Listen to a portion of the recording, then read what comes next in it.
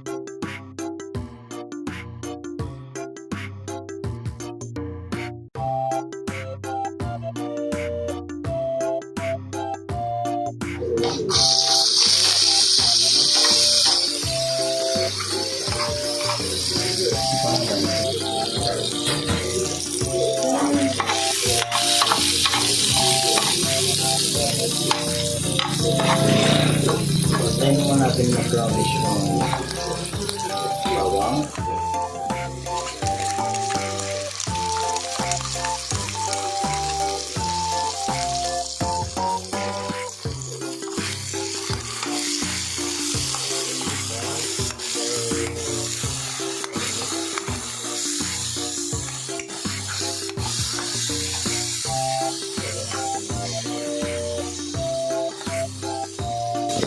Hindi nagtatanong may paminta na yan.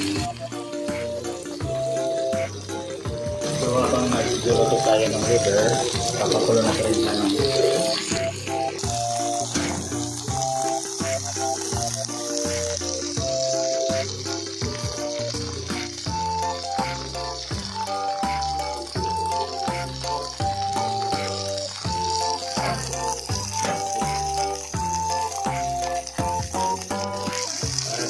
secret.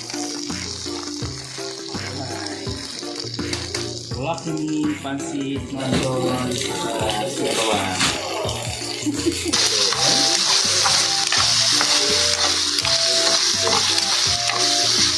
Ang ginawa ko pala sa mantika yung tabako ng pig. Makakatipid ka pa kasi mangyan talaga yung mantika ngayon. True. First one. Ang number one. Isang patak, puti agad. 1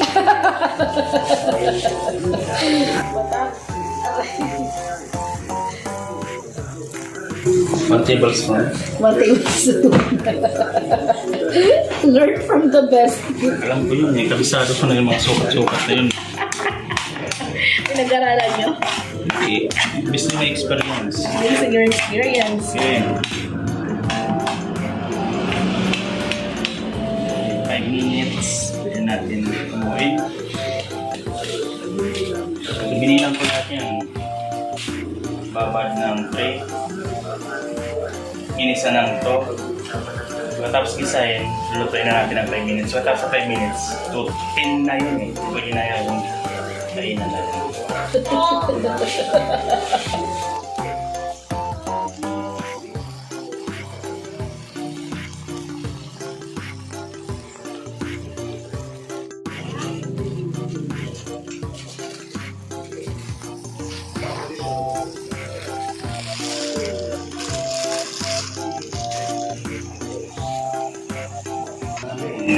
Pancit Canton. Hindi nyo pala mag-look ng Pancit Canton sa video sa akin. Just comment below or ano. Grabe, pati Pancit Canton. Di alam. Yes! Luto na siya.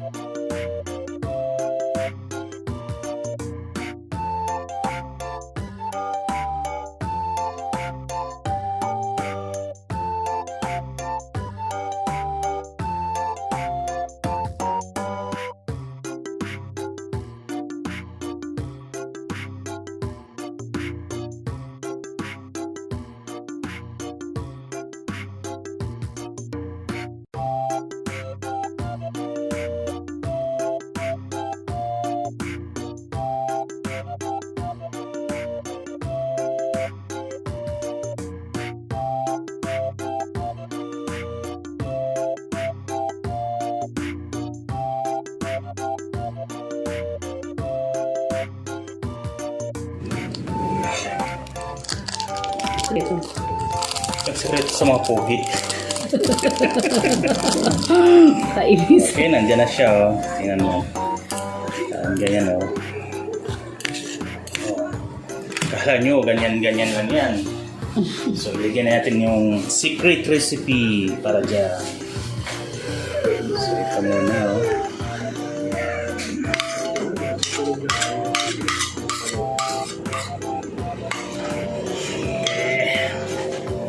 Tapos haluin.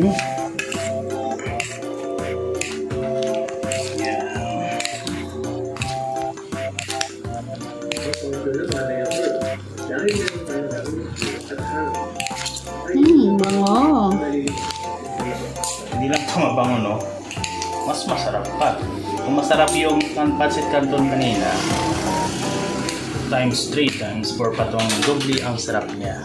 Kasi amoy pa lang, Ulam na. hindi ka na makakatulog. Ay, grabe. Okay. Okay.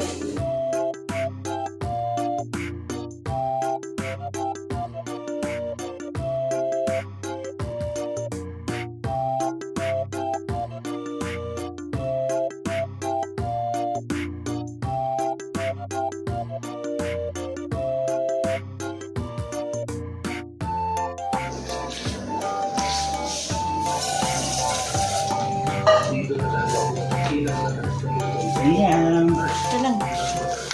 Ayan.